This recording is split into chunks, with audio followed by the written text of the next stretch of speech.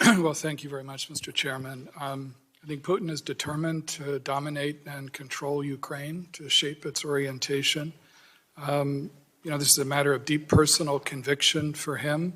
He's been stewing in a combustible combination of grievance and ambition for many years.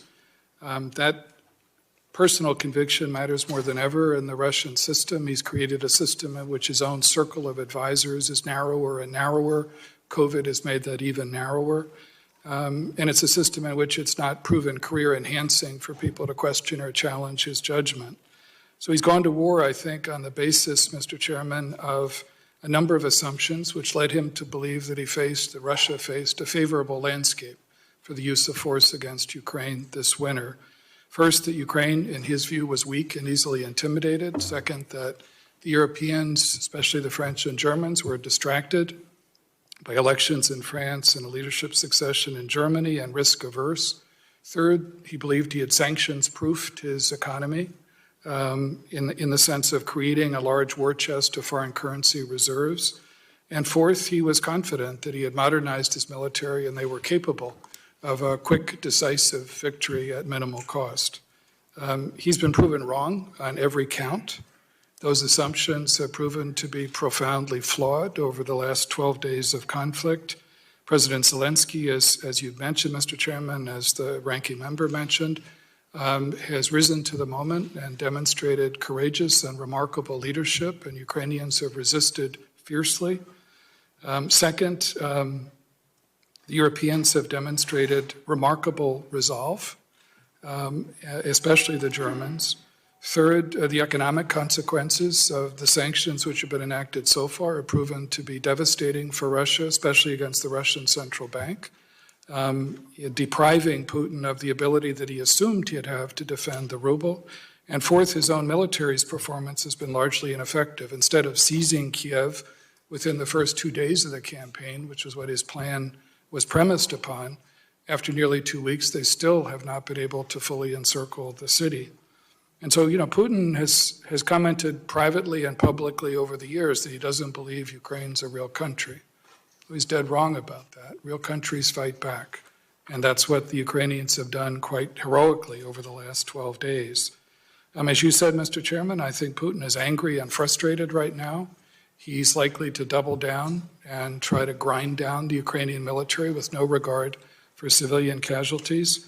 But the challenge that he faces, and this is the biggest question that's hung over our analysis of his planning for months now, as Director Haynes said, is he has no sustainable political endgame in the face of what is going to continue to be fierce resistance from Ukrainians.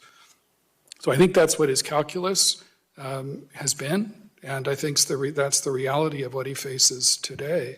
In terms of casualties, I know General Barry may want to comment on that, but there have been far in excess, Russian military casualties killed and wounded, far in excess of what he anticipated.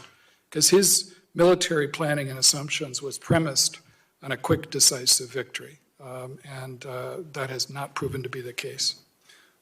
Director Barry, are you able to comment on that? And also, this massive column heading toward Kyiv, now maybe two massive columns, public reports suggest that they've run out of fuel.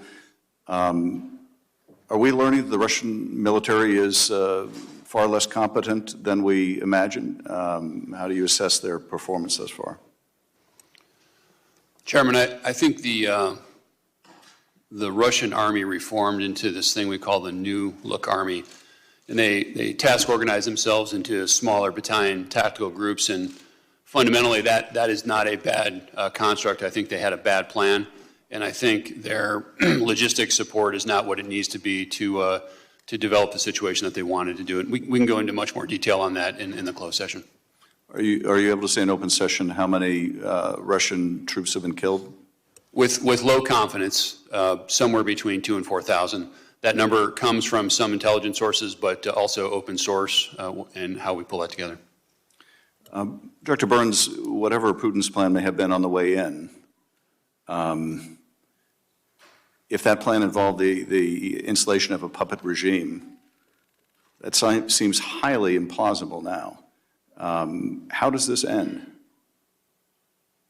Well, that's the core question, Mr. Chairman. I think Putin's assumptions, as I said before, have turned out to be profoundly flawed. I failed to see, and our analysts failed to see, how he could sustain a puppet regime or a pro-Russian leadership that he tries to install in the face of what is massive opposition from the Ukrainian people. In many ways, it's been Putin's aggression going back to 2014 in Crimea that's created the strong sense of Ukrainian nationhood and sovereignty that he faces today. So I fail to see how he can produce that kind of an endgame. And where that leads, I think, is for an ugly next few weeks in which he doubles down, as I said before, with scant regard for civilian casualties, in which urban fighting can get even uglier. Because the one thing I'm absolutely convinced of, and I think our analysts across the intelligence community are absolutely convinced of, is the Ukrainians are going to continue to resist fiercely and effectively. Finally,